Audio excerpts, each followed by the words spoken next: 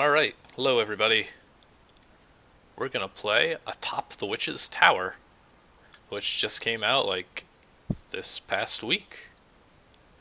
So it's really cool to see an actual new ZZT game that isn't me making something for a contest. Hello, you're just in time. So I'm going into this pretty much completely blind. The only thing I did was look at the editor just to see how many boards it was, to get an idea of how long it's going to be. And we have the Chronomaniac here, is the author of the game, so we can get some cool dev commentary. So this should be a fun little, I don't know, half hour-ish. We shall see. So let's get started then.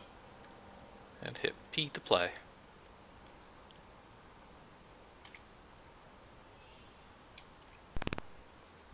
Your name is Mary. You are a witch, and today is a very important day for you. Today, you're sacrificing your very first princess.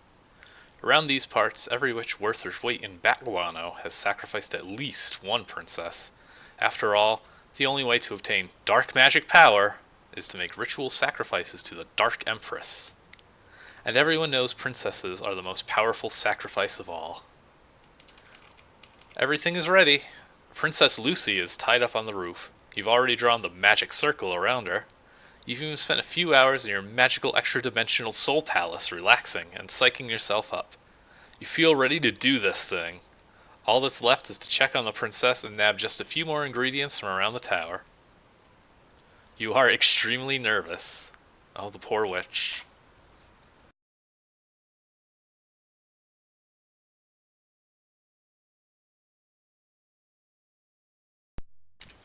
So we're starting off in a bit of a maze. Oh, well, a maze with a very clear exit. That's a plus. Oh, I guess that's our extra-dimensional portal.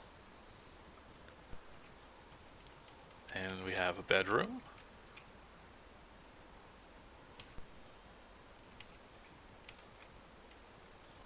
Dresser.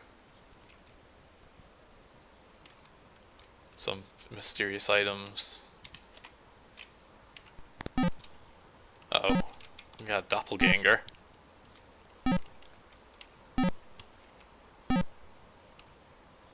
So we have no ammo. And touching it doesn't seem to do anything either. So we gotta get out of here.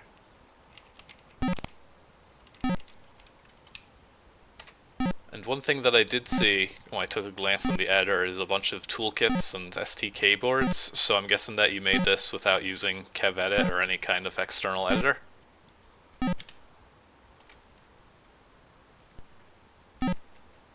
Also, which way to go? Let's go on up. Oh, here we go, we're already on the roof.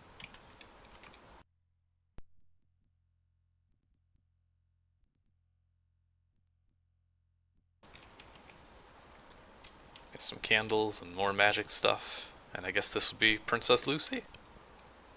Hey Lucy. Hey Mary, what's up? Not much, was just chilling out for a minute. Are you comfy? Yep. Well, shouldn't be much longer. Just need to grab a few things from around the tower. Sounds good, excited to get down to it. Oh, that's a shame. But it is pretty neat to do things the old-fashioned way and see just what a sort of a hassle it can be to make these ZZT games and use special graphics. Okay. You mentally list out the 3 remaining ingredients you need to complete the sacrifice ritual. You got the dark tome in the library, the bat guano in the familiar habitat, and the silver dagger in the death chamber. Once you've got all of them, you can go up to the roof and do this thing. Oh.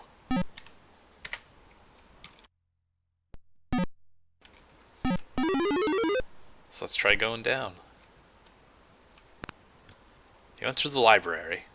While some of the more practical aspects of witchcraft are challenging for you, you've always loved books about it. Powerful sorcery, demons with unspeakable names, bitter and jealous gods, cunning witches, it's also romantic to you. You've wanted to be a witch for as long as you can remember. The stories in these volumes are a big part of why that longing's never left you.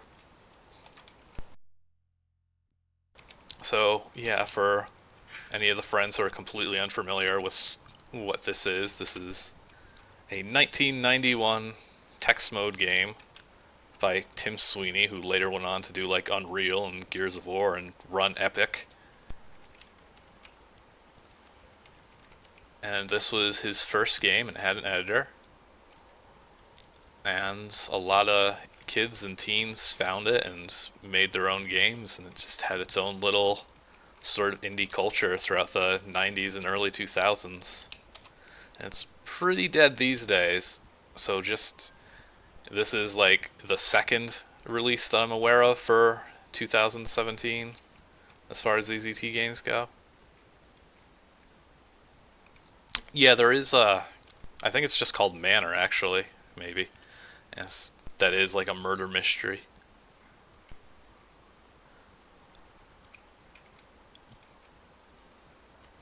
Ooh, Witch from Outer Space. There's a lot of cool books here. Yeah, ZZT's kind of a dead platform at this point. There's just... I mean, you're immediately making a game that requires an emulator to work. It's text mode, it's gold, it's janky, it has a lot of crazy limitations.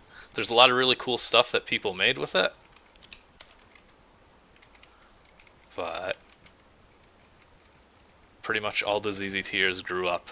So now you only really get stuff when somebody's like, I'm going to make a ZZT game for the sake of making one. Okay. And all my talking, I wasn't paying much attention to this library. I guess I picked up some book. Oh, that's right. Anna Antropies, she made a little ZZT game for her book on ZZT that came out a few years ago. That was Starwench, which according to the text file here is Chrono's inspiration to make a ZZT game himself. Okay, let's try the familiar habitat. Keep a handful of frightening witchy creatures in here. You don't mind the centipedes so much, but you're terrified of Arachne, the spider queen. Arachne is an ancient goddess. She took up residence here a year ago, without asking, after an angry mob chased her out of her caves. You bring her a pig to eat about once a month. She accepts them begrudgingly, obviously preferring the villagers she used to snack on. You left the bat guano in the centipede pen. The centipede is aggressive, so you'll want to avoid it. So what's neat about this so far is that it's entirely like defensive. There's been enemies, but you always just have to run away. Okay, I got the bat guano. We have... this would be the spider queen, who we will be ignoring for now. I have a hunch we'll get in there since that green symbol is a key.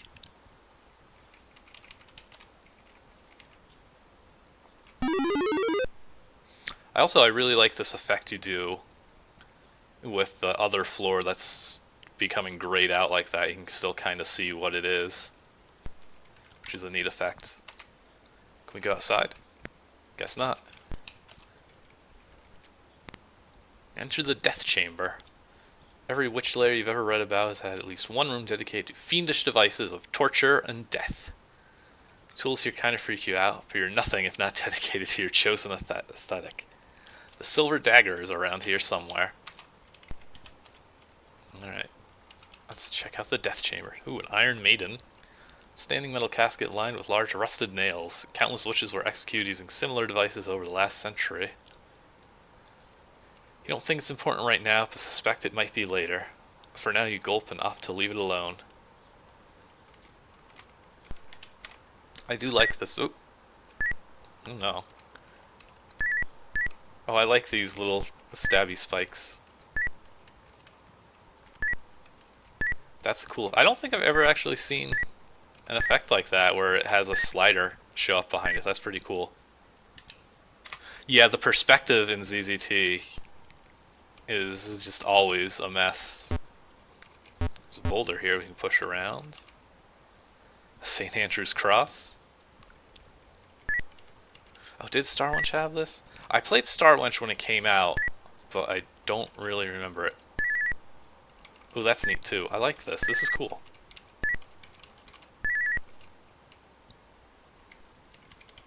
And so yeah, one of the nice things about ZZT is you can just edit any game made in it. There's a few attempts at locking games, but all of them are pretty easy to get around. So it had a community that couldn't really keep secrets. I like this flashing too. So if you see something in a game, like if you're wondering, well, how does this flashing effect work? You can just open it up in the editor and just read the code and figure it out. So I'm going to have to push this boulder into that. Is this going to push these? Yes. Okay, cool. Uh-oh. Wait a minute. Uh-oh, did I screw it up? I think I screwed it up because I've got a boulder against the top row here. Unless I... There we go. So ZZT also has weird mechanics with how pausing works, which let me kind of move multiple spaces in a turn. I do like this puzzle, it is cool.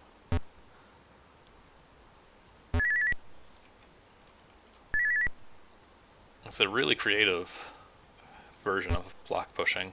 Because there's been a lot of Sokoban puzzles out there.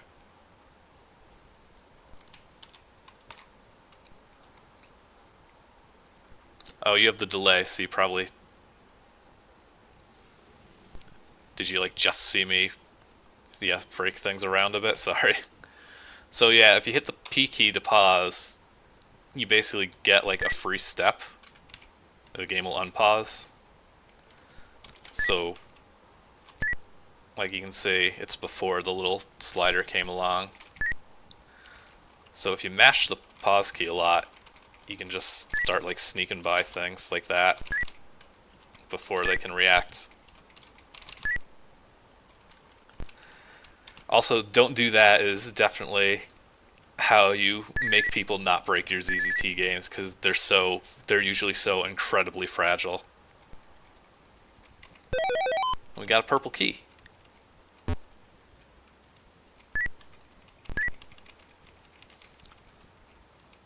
Oh, we got a guillotine here too that I missed. Alright, let's see what else we got. Was there a purple door I missed?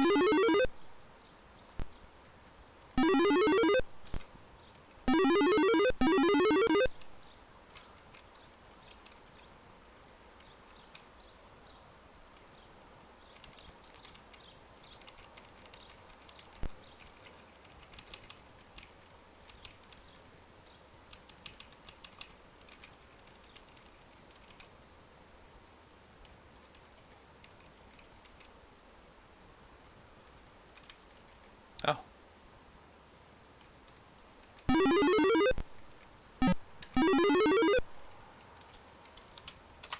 See, I'm talking too much and not paying enough attention.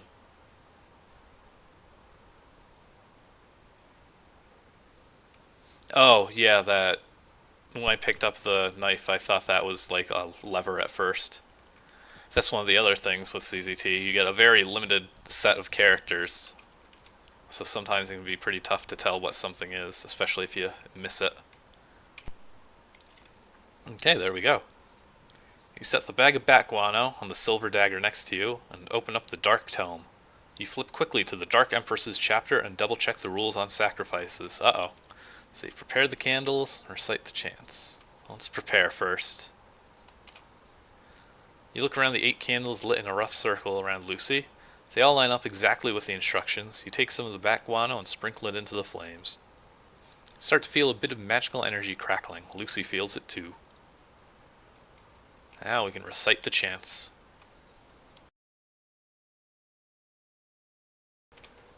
You read from the book. After long hours of practice, you're skilled in reciting chants in the ancient's tongue. The lines on the floor connecting the candles start to glow. Lucy floats a few feet into the air. She's looking at you with a big grin, clearly enraptured by the whole process. You finish the chants and steel yourself for what has to come next. Plunge the dagger into Lucy's heart. Alright, if I must.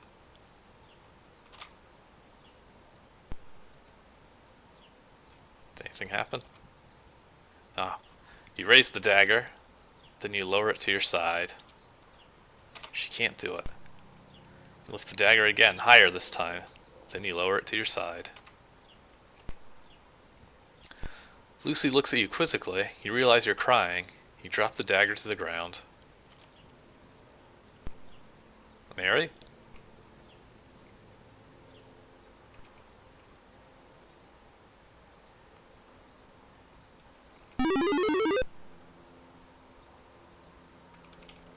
No.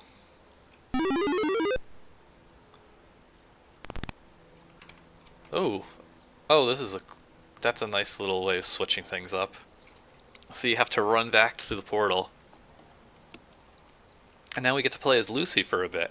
You are a princess. Today you are going to be sacrificed by Mary the Witch.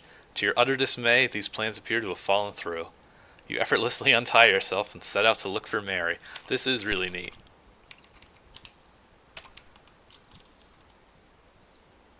So now we get to go after her. Uh-oh. So this is where all these keys come into play. Oh, okay, now I see what you mean by sequence breaking. It's because I picked up that key as Mary. Wow, you look just like Mary. Yeah, I'm her doppelganger. What's up with her, by the way? She ran right by me crying. I'm not sure. I want to help, though. I can't really do anything for her. You seem like you care about her, though. Here, take this key. You need 3 others like it to open the portal. Thank you.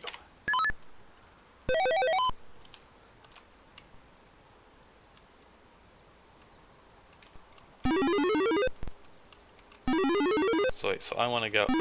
Oh, okay, hang on. I did want to see the bottom floor. But I love this sleeping centipede. This is so good. Can I sneak up on it? So cute.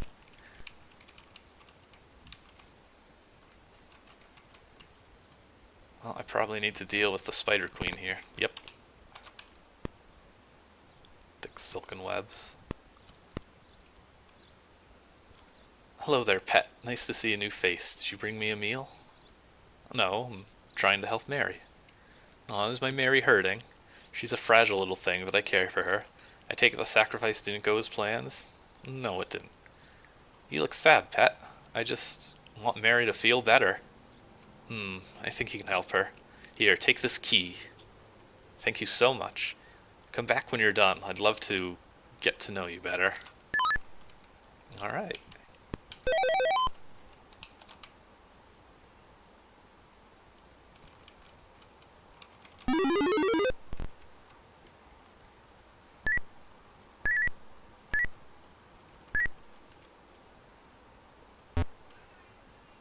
Oh, well, I guess I can solve the puzzle properly now. So, okay. So I was just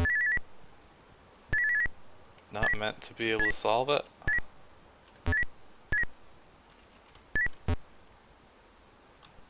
I just did the exact same thing again. Your puzzles are defeating me. Oh, I should have just pushed it here. And then gone the long... No, I can't go the long way around. Alright, I want to solve your puzzle at some point.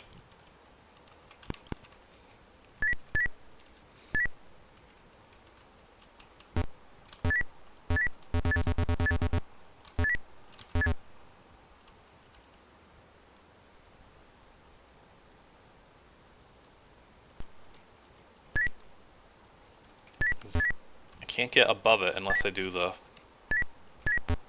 pause thing again, which is probably not an intended solution.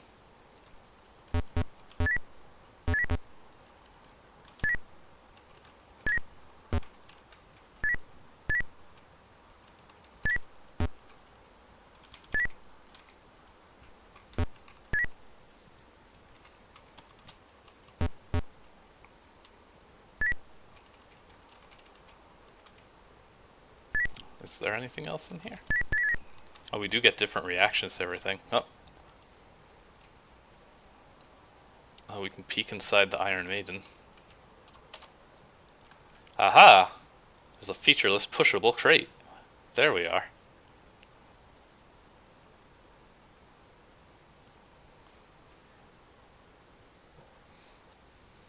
Aha, and there's even a crate reset. Alright, this is good, friendly game design.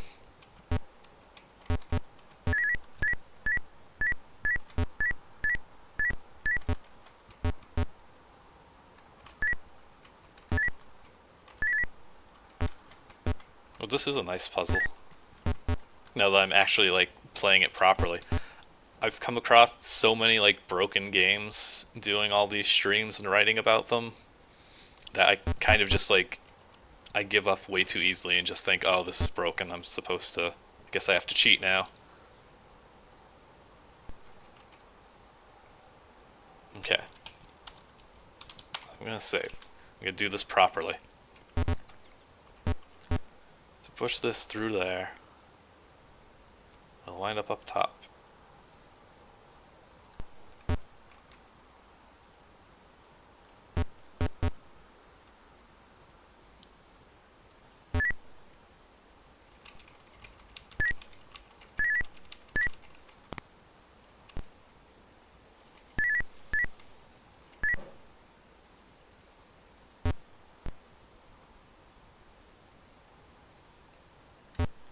Okay.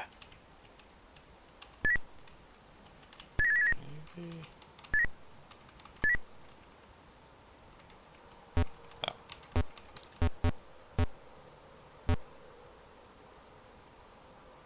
Okay. I think I figured it out. I like this is a really cool puzzle. Oh, if you're playing it on the archive.org version, it should actually let you save. It should just like use the browser storage. But when I was a little kid, I first got ZZT on like a shareware CD, and I didn't know that you could I didn't know about copying files off of CDs as a child, so whenever I played ZZT off the CD, I was just unable to save. Does it? That's a shame.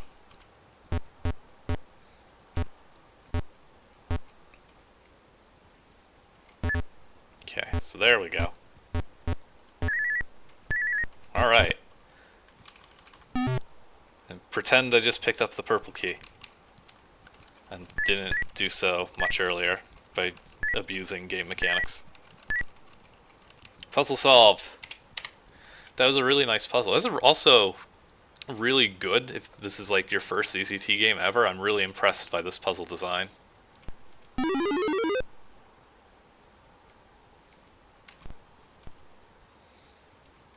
Okay, so we have... Oh no, did I do it... Did I still do it wrong? You're gonna have to like show me how to actually solve this puzzle properly, because I apparently am only good at breaking things.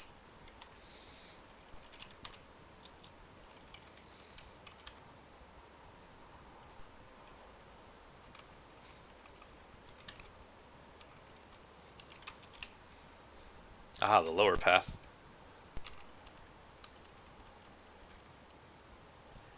I also like how everybody, like when people start doing ZZT stuff that weren't like a part of the community over the years, how they'll represent things differently.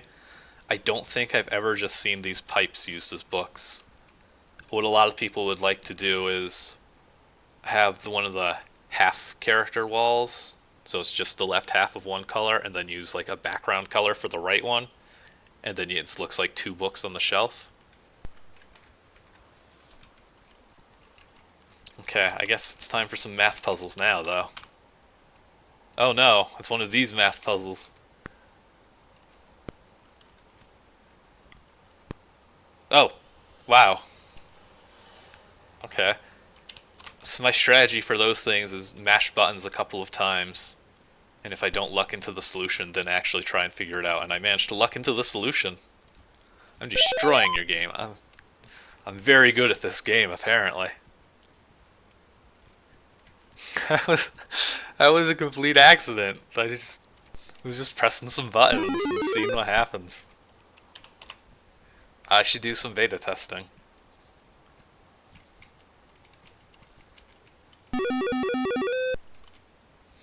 Oh, and the early purple key being a bottom floor thing too means you definitely could save some time for your speed run. But alright, it's time to get back on track and wait a minute, we gotta explore the bedroom. Black cloaks, pointy hats, and oh no, unmentionables. Okay, now we can go into the portal and see what we got. It's on the other side. Ooh. Some moving walls. Did they hurt us? Did they just push us around?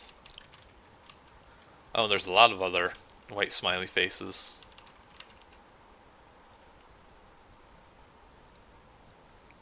Oh, did I find the real Lucy first? Found the keys around the tower and let myself in.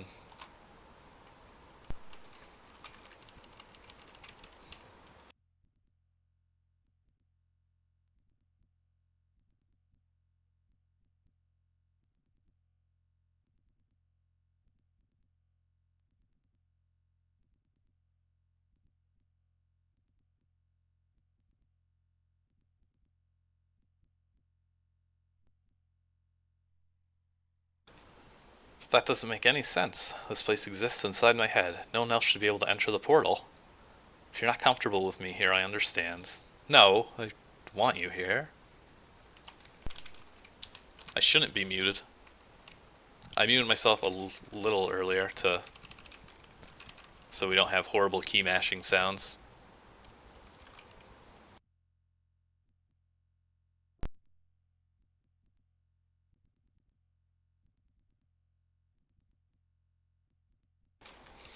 Do you have to touch these objects in a certain order, or are they all independent, or does touching one like affect all the others? Wait a minute, I'm going in a big circle here.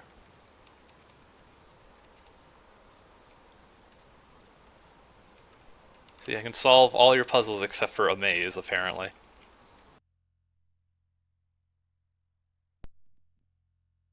Yeah, I just completely missed an entire branch. This is the toughest puzzle yet.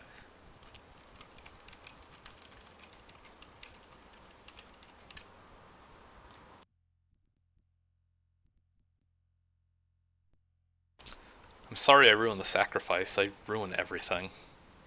I don't think that's true. Come on, I'm sure lots of witches have trouble their first time sacrificing a princess. I'm wretched at being a witch. I should just give up.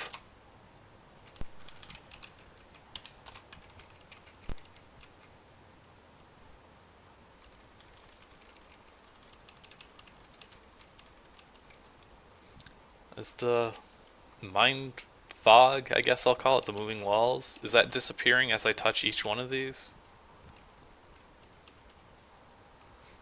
I really liked your magic circle, and your tower is so big and imposing and witchy too. You're just saying that. No, I'm not. I think you're a great witch, Mary. Oh, yes, they are definitely vanishing.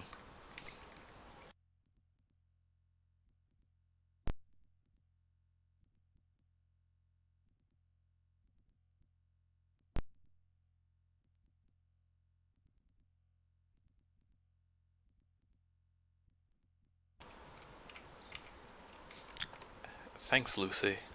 I don't think I can ritually sacrifice you to the Dark Empress today. Is that okay? Of course it is, Mary. You don't have to do anything you're not ready for. I want to sacrifice princesses someday, I just need some time. That's totally okay. Alright, only 2 to go.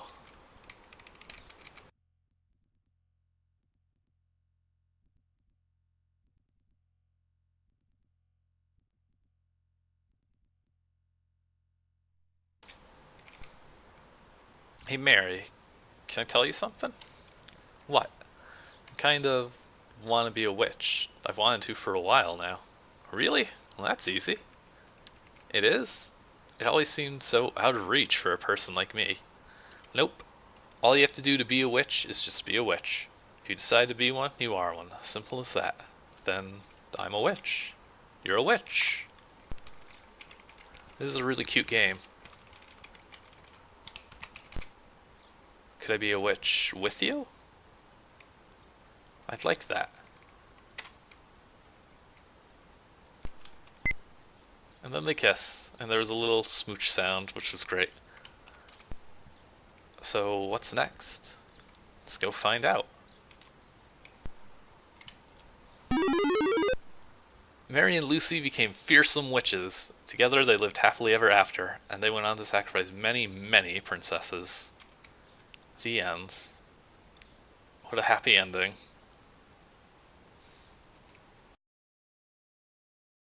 So that was really cool. I had a lot of fun. It was a really cute game. I think you did an awesome job for your first game, and I hope at some point, if you ever have to make another one, that you do so. Because that was really neat. I had some cool ideas. The perspective flipping like that was really well done. Your puzzles were well done, if accidentally broken a few times.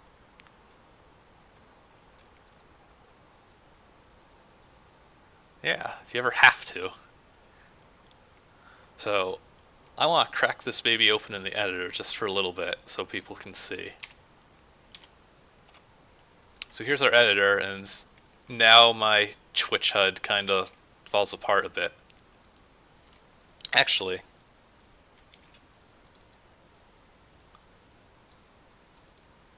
let me see if KevEdit will cooperate today. Sometimes it doesn't like OBS for some reason. Yes, there we go.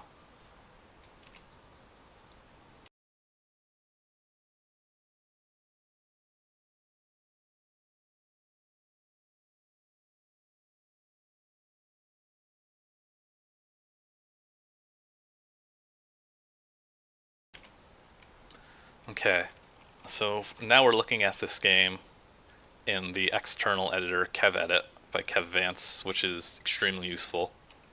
Because before, you were going through making stuff the hard way, where you'd have to actually pick each tile and switch to boards and start drawing them with it.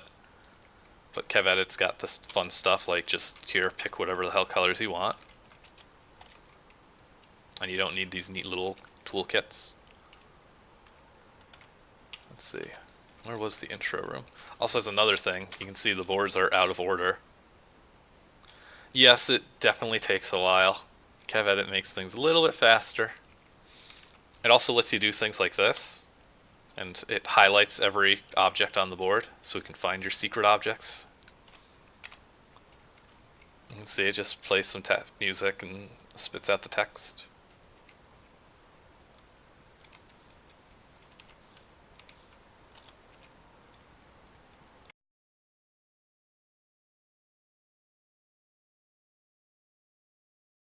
Yeah, KevEdit's really nice. It also, you don't need to use the DOS version. There is a DOS version, but there's also Linux and Windows. Linux and Windows builds too. Oh yeah, the # is how you indicate a command. So hashtags, I guess. You can see things like :touch. It'll jump to that point when you touch an object. Yeah, I guess there really isn't anything for KevEdit. Maybe that should be something I should write, because it does have a lot of features compared to the regular editor if you don't know about them. I'm assuming you knew how to export and import boards, because otherwise you had to do a lot of copying and pasting by hand.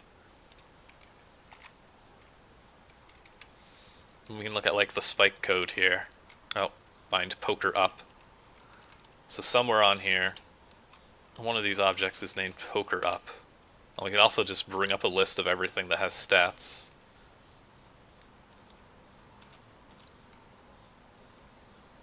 Oh, look at this. There's even some credits. Okay, yeah, importing and exporting is definitely important. And you can also see other design decisions, or there's just that seem out of place.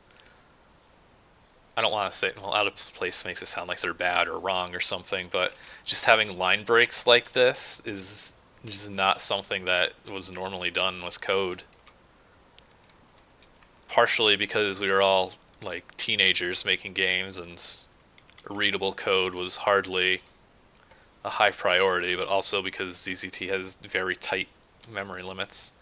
Like you can see here, this board is 5.2 kilobytes, and it caps at about 20, and then ZZT will start corrupting or crashing and being a mess.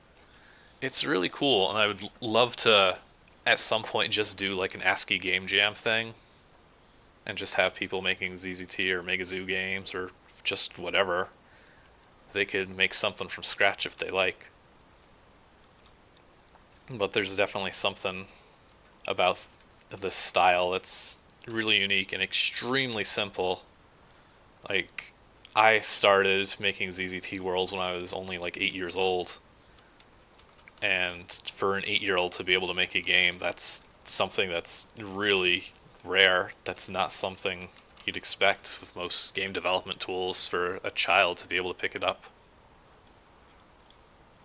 And I mentioned earlier, like saying, oh, if you wanted to look and see how these things worked, you can see how the code changes things, and it checks if it's blocked, and it'll change objects to be different colors.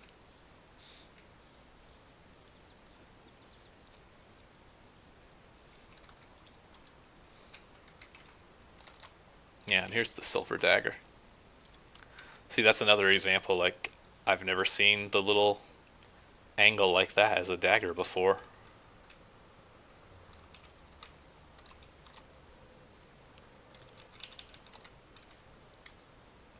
Or centipedes.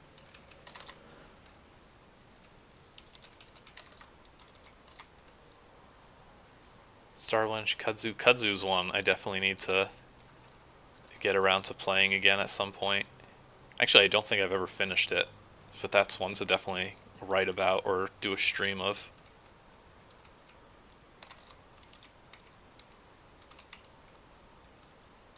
Yeah, the Omega is a lion normally, so it's well, you won't be able to see the sidebar because of this Twitch HUD. But you have a bear, a ruffian, lions, tigers, and we saw the centipedes earlier. Also, yeah, cyclists.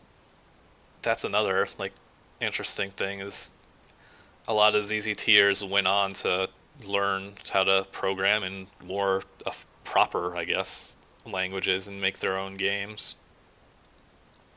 So it's weird to see people going through it backwards and being like, "Oh, I played cyclists, and now I'm playing your ZZT games," and as opposed to the other way around, which is how it was for me.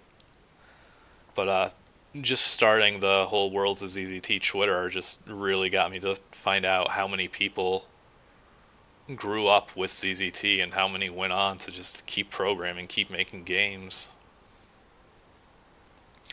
Matt Dabrowski, who did Burger Joint, which is considered like one of ZZT's best, has oh no, I can't think of the name of it, but he has a game out on Steam, and what's it called? Oh, Streets of Rogue. That game, that's by a ZZTer. And just if you just look at the bios of people following stuff on Worlds of ZZT's Twitter, there'll be a lot of people working for companies, Microsoft, Mozilla. I think we had like EA. We had somebody who was like one of the writers for Conan O'Brien when he had his talk show. Or no, it wasn't Conan O'Brien, it was The Daily Show, but still, like, just these, yeah, Alexis Jansen working for Wizards of the Coast, just doing magic cards for a living. It's just really neat to see where people wound up.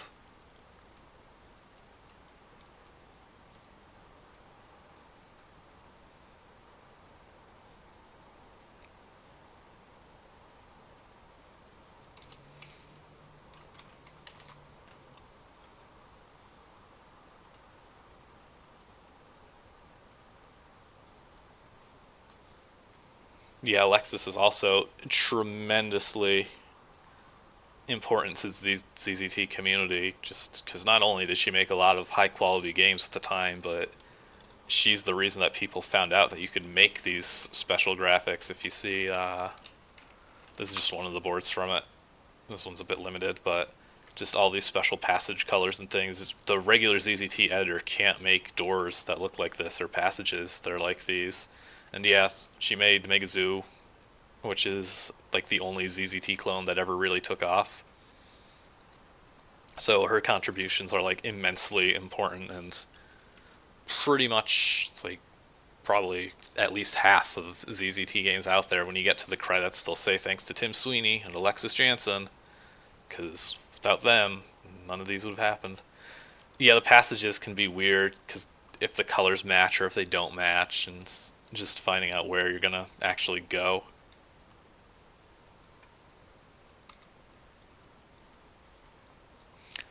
But I think that's gonna cover it a bit, cover everything. Thank you a ton for making this and discussing it. It was really cool to play through. I had a lot of fun. And I definitely hope more people give this game a shot.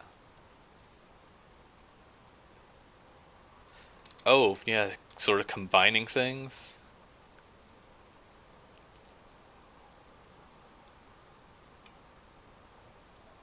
There could be. To some extent, I mean, you like do stuff like with the centipede that you couldn't really do. But to some degree, you could sort of fake going through the portal if you wanted to. You could have just had this be like an object, and you would have it just set a flag like set second, and then your other objects would check if you have that flag set or not, and know if you're on the first half or the second half, and do whatever they need to accordingly.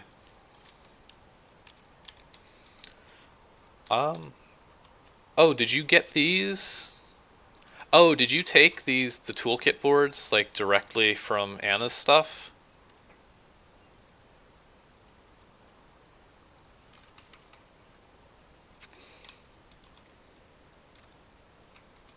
Do I have?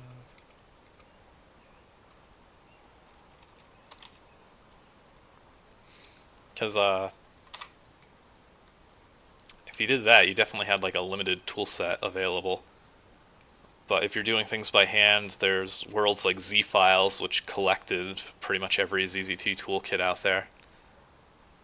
But yeah, there's also the Super Toolkit is the original, which looks like this. It just has pretty much every element, and people would do what you did and export the boards. Like, oh, I'm going to need some special colored gems, so I'll export this board and import it into my game. And this one's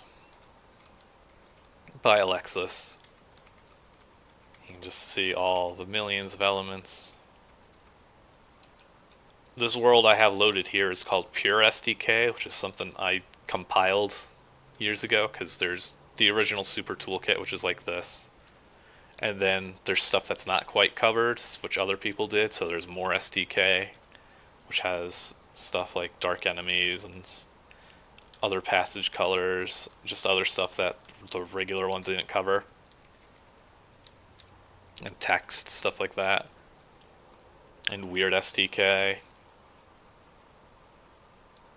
which has stuff like enemies without stats, so these centipedes or tigers, they'll just never move, because the ZZT doesn't see them, essentially, when it's processing code. There's all weird stuff like monitors, and bombs at different speeds. And there's weird STK, and will STK. And so at some point I just compiled them all into a file and called it Pure SDK. But yeah, you get to use the editor and just take a look at other people's worlds, and so you can learn that away. Monitors are a weird thing. Like if you see here on the title screen, you have the player down here. If I switch back to DOSBox,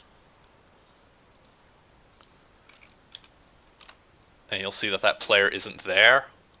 What actually happens is ZZT will just secretly replace the player on the title screen with something called a monitor, and the monitor is what handles like the buttons to open these menus to load a world or open the editor. So there's lots of weird stuff. For ZZT games to play, it depends on really what you're looking for.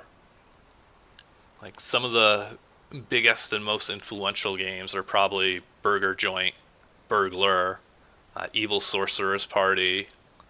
God, I've been writing now just about different worlds for close to a year. It started in August, I believe it was. So there's a lot of worlds like there you can find through that and see what you want to try out. If you go to zzt.org, that's the old, decrepit, but still very complete archive of games. There's a featured games section, and that has a lot of noteworthy games that came out over the years. There's a few other sort of awards, like games of the month they used to have, where they just look at all the games that came out that month and say, hey, this one's the best, and start writing stuff. Part of the whole Worlds of ZZT project is making a new website to sort of replace zzt.org, because it's old and outdated and kind of a mess and very broken in a lot of ways. But it's still very, very useful to find and download games that way. And that whole collection is basically mirrored on archive.org if you want to just try something in the browser. But usually DOSBox natively tends to run things a little smoother. I think that's going to be it for tonight, though. Again, thank you so much for making this and being here and just making a ZZT game in 2017, because that's not something a lot of people do, and it would be really cool to see some more people give it a shot, because it's really easy to pick up. It's very easy to learn. So if it's something any of you are interested in, give it a shot, because I think you'll be surprised. And thank you all for watching. Thanks for the game. See ya.